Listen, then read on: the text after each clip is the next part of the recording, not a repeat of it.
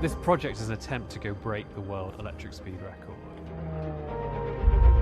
If you put 550 horsepower in a little aeroplane like this, it's going to go like the clappers. And it does. It's a great aeroplane to go and break records with, but also to prove the future and the next steps for electric aviation. The key thing about breaking the record is about demonstrating how fast this technology is going, and therefore how soon it's going to be in all our lives.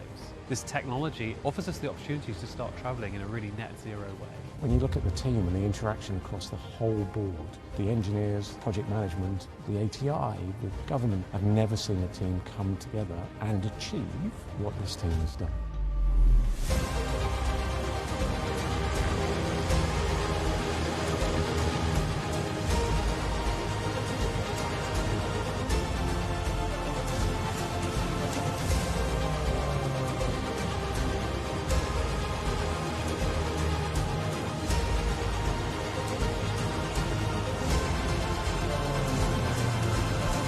We've broken a record that already existed, but crucially, we've broken it by a phenomenal amount.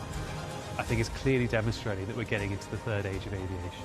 Electric aviation is absolutely and utterly here to stay.